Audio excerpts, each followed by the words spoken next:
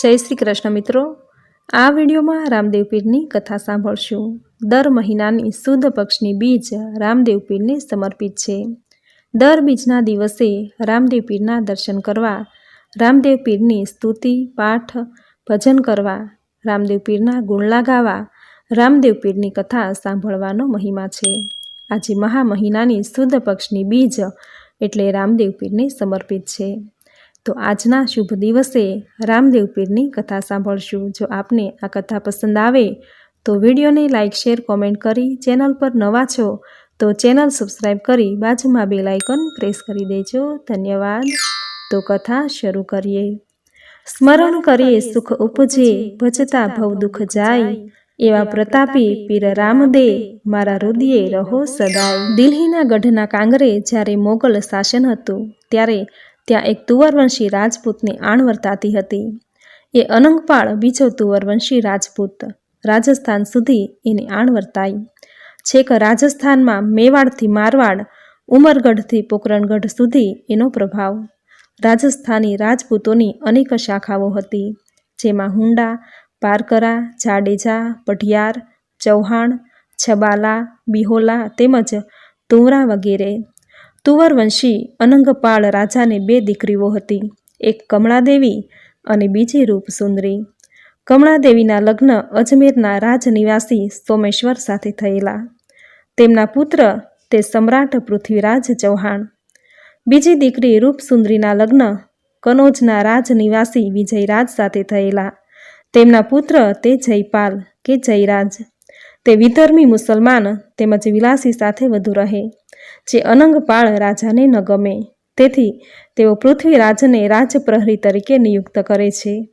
આ પૃથ્વીરાજમાં પુત્ર તે ધીરજસિંહજી, ધીરજસિંહજીના પુત્ર તે રણસિંહજી અને રણસિંહજીના પુત્ર તે રાજા અજમલરાય। અજમલરાયના લગ્ન મિનળદે સાથે થયેલા। તેમના પુત્ર એ જ બાબા રામદેવ પીર। રામદેવજી મહારાજનો પ્રાગટ્ય સમય સંવંત 1405 ચૈત્ર સુદ પાંચમના અને નિર્વાણકાળ વિક્રમ સંવંત 1515 ભાદરવા સુદ 11નો એટલે કે ઈસવીસન સંવંત 1349 થી 1459 સુધીનો ગણાય છે।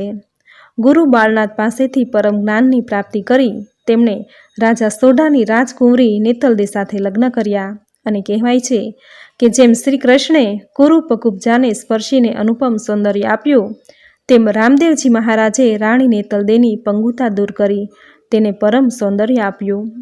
ડાલીબાઈ ચમાર સાથે રણુજામાં જીવતા સમાધિ લઈને આ અલખ અવતારી પુરુષે આત્મતત્વને પરમ તત્વમાં લીન કર્યું।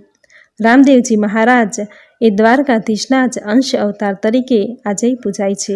નંદ રાજા તે અજમલજી, યશોદાજી તે માતા મિનલદે, બલભદ્ર તે વિરમદે, સુભદ્રા તે જ સગુણા, ઉદ્ધવજી તે હરજી ભાટી, અક્રૂરજી તે હરભુજી અને વિદુરજી તે લાખો વણજારો, સુદામા તે દલુ વાણિયો, રાધાજી તે ડાલીબાઈ, કુબજા તે રાણી નેતલદે તેમજ ગરુડ લીલા ઘોડલા તરીકે અવતાર ધારણ કરેલો છે।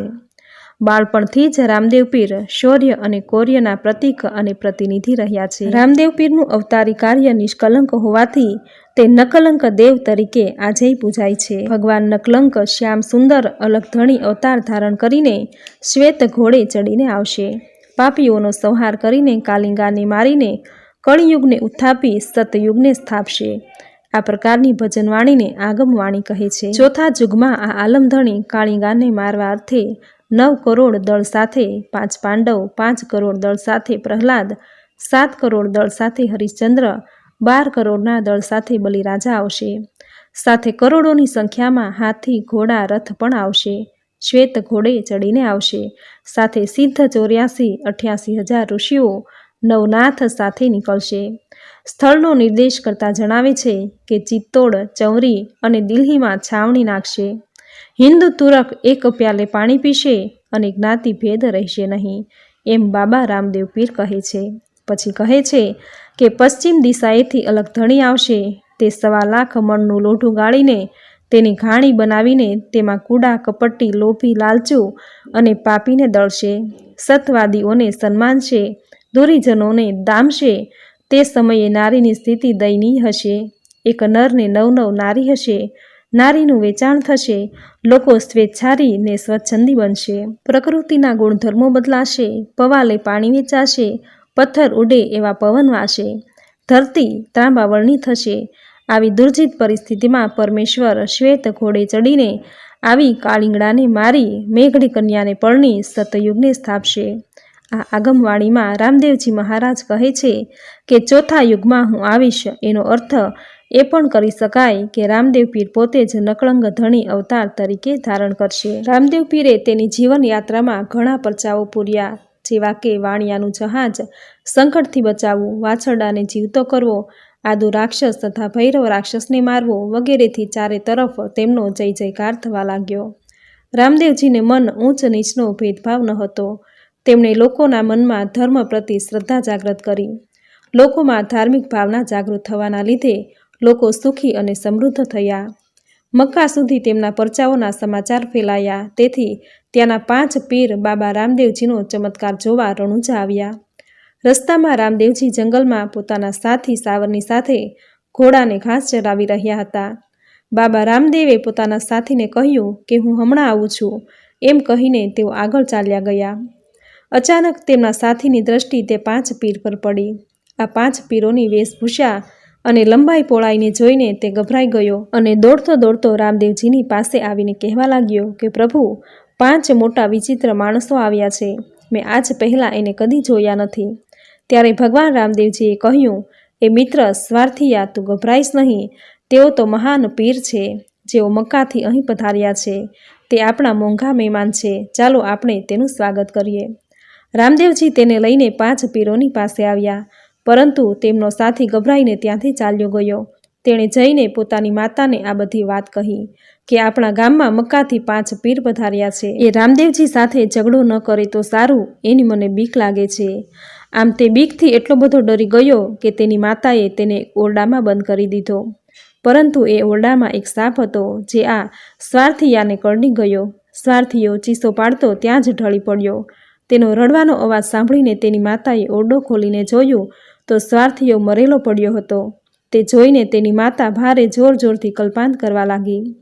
આ બાજુ એ 5 પીરોએ રામદેવજીને પૂછ્યું કે ભાઈ, રણુજા શહેર અહીંથી કેટલું દૂર છે? અમારે રામદેવજીને મળવું છે. ત્યારે રામદેવજી બોલ્યા કે આ સામે જે ગામ દેખાય છે તે જ રણુજા છે, અને હું પોતે જ રામદેવ છું. આપ લોકો ક્યાંથી પધાર્યા છો તે કહો. મારા લાયક જો કોઈ કામ છે તો હું આપની શું સેવા કરી શકું? એ પીરોને વિશ્વાસ જ ન આવ્યો કે આ શાહી વેશભૂષાવાળો જ રામદેવ હોઈ શકે છે. પોતાની શંકાના સમાધાન માટે પીરોએ પૂછ્યું કે શું આપ જ રામદેવ પીર છો? આ સાંભળીને રામદેવજી બોલ્યા કે હું પીર છું કે નહીં એ હું જાણતો નથી, પરંતુ મારું નામ રામદેવ જરૂર છે. તેમ છતાં પણ પીરોની શંકા દૂર થઈ નહીં. એમણે ફરીથી પૂછ્યું કે રણુજા શહેરમાં કોઈ બીજો રામદેવ નામનો પીર રહે છે? ત્યારે રામદેવજી બોલ્યા કે રણુજામાં તો કેવળ હું જ એક રામદેવ છું. ત્યારે પીરોએ કહ્યું, અમે તો આપની સાથે ધર્મની ચર્ચા કરવા માટે આવ્યા છીએ, પરંતુ આપ તો ઘોડા ચરાવનારા છો. આપ ધર્મના વિષયમાં શું જાણો? ત્યારે રામદેવજી બોલ્યા કે ઈસુ ખ્રિસ્તી પણ ઘેટા બકરા ચરાવતા હતા, અને હજરત મોહમ્મદ પયગંબર સાહેબ પણ ઊંટ રાખતા હતા અને તેને ચરાવતા હતા. આપે એમ કેવી રીતે માની લીધું કે ઘોડા રાખનાર ધર્મને શું જાણે? પોતાના ઘોડાની જીમ ઉતારી આસન પાથરીને રામદેવજીએ તે 5 પીરોને બેસવા આસન આપ્યું.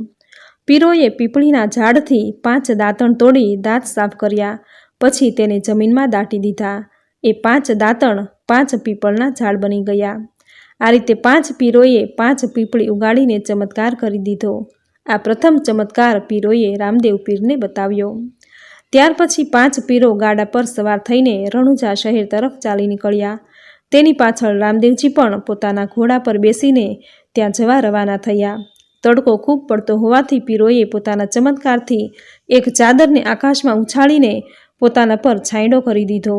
આ એમનો બીજો ચમત્કાર હતો. હવે રામદેવજીએ સુદર્શન ચક્રથી આખી ધરતી ઉપર છાંયડો કરી દીધો.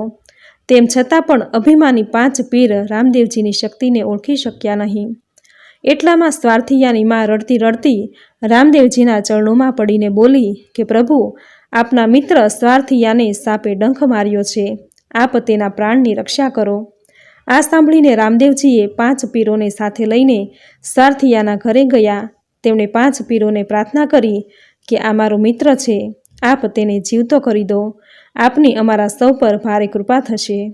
આ સાંભળીને પીરો અટકી ગયા અને બોલ્યા કે અમારી પૂજા સામગ્રી તો મક્કામાં જ રહી ગઈ છે, નહીં તો આને જીવતો કરવો એ અમારા માટે બહુ મોટી વાત નથી. આ સાંભળીને રામદેવજી આગળ વધ્યા અને સારથિયાનો હાથ પકડી બોલ્યા, હે મિત્ર, આવી ઘોર નિંદ્રામાં સૂતો છે, આ તે કંઈ સૂવાનો સમય છે? જોતો નથી મક્કાથી આપણા મહેમાન આવ્યા છે, એનું સ્વાગત કોણ કરશે? આમ કહીને તેણે તેને ઊભો કરી દીધો. સારથિયો આંખ ચોળતો ઊભો થયો અને કહેવા લાગ્યો કે હે પ્રભુ, મને કેવી ઘોર નિંદ્રાએ ઘેરી લીધો હતો. સારથિયાને જીવતો જોઈને બધા લોકો રામદેવજીનો જય જયકાર કરવા લાગ્યા. 5 પીરો કહેવા લાગ્યા કે મરેલાને જીવતો કરવો એ કોઈ મોટો ભારે ચમત્કાર નથી, આ તો અમારા ડાબા હાથનો ખેલ છે. પછી રામદેવજીએ કહ્યું કે આપ અમારા મહેલમાં પધારો. સારથિયાને સાથે લઈને રામદેવજી પોતાના મહેલમાં ગયા. પછી તેઓ પીરને કહેવા લાગ્યા કે આપ અમારે ત્યાં ભોજન કરો તો અમને ભારે આનંદ થશે.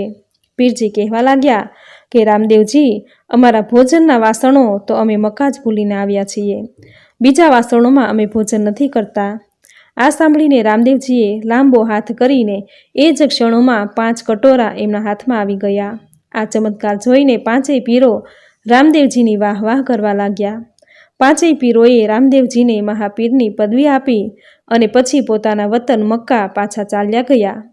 આ પ્રમાણે રામદેવજીને પીરની પદવી મક્કાના અધિકારી પીરોએ પ્રદાન કરી હતી. તેથી તેઓ રામદેવ પીર અથવા તો રામસા પીર કે પછી 12 બીજના ધણી રામદેવ પીર કહેવાયા. બોલો રામા પીરની જય. મિત્રો, આવા તો અનેક પરચાઓ રામદેવ પીરે પૂરેલા છે. કહેવાય છે કે જ્યારે રામદેવ પીરનું પ્રાગટ્ય થયું ત્યારે માતા મિનળદેના ખંડમાં કંકુના પગલાં પડ્યા હતા. અને કહેવાય છે કે સ્વયં ભોળાનાથ પણ રામદેવ પીરના દર્શને આવ્યા હતા અને તેમણે જ રામદેવજીને ભમ્મર ભાલો, ગુગળ ધૂપ, ભસ્મ, ધોળી ધર્મધજા અને આદિપંથની અલખની જોડી ભેટ આપેલી છે. જેમ જેમ રામદેવ પીર મોટા થતા ગયા તેમ તેમ અનેક પરચા લોકોને મળવા લાગ્યા. એક કથા એવી છે કે 12 સંપ્રદાયના ધર્મગુરુઓ રામદેવ પીરનો મહિમા જાણી તેમની કસોટી લીધી અને એ જ સમયે પોતાને ત્યાં પાટમાં પધારવા આમંત્રણ આપ્યું. રામદેવ પીરે 12 સ્થાન પર એક જ દિવસે અને એક જ સમયે હાજર રહી તેમનો પરચો પૂર્યો. 12 ધર્મગુરુઓએ સભા બોલાવી રામદેવ પીરનો જય જયકાર કર્યો અને 12 બીજના ધણીનું નામ આપ્યું. આથી જ દર મહિનાની સુદ પક્ષની બીજ રામદેવ પીરને સમર્પિત છે. આ દિવસે રામદેવ પીરના દર્શન, પાઠ, સ્તુતિ તેમજ કથા સાંભળવાનો મહિમા છે. તો મિત્રો, આજના આ વિડીયોમાં રામદેવ પીરની કથા તમે પૂરી શ્રદ્ધાથી સાંભળી. જે સાંભળવી તમને જરૂર ગમી હશે તો વિડીયોને લાઇક કરી કોમેન્ટમાં જય રામદેવ પીર જરૂર લખજો. ચેનલ પર નવા છો તો ચેનલ સબસ્ક્રાઈબ કરી બાજુમાં બેલ આઇકન પ્રેસ કરી દેજો, જેથી આપણા દરેક નવા વિડીયોની નોટિફિકેશન આપને મળતી રહે. તો ફરી મળીશું આવી જ નવી ધાર્મિક માહિતી, નવી ધાર્મિક કથા સાથે. ત્યાં સુધી આપ સૌને મારા જય શ્રી કૃષ્ણ.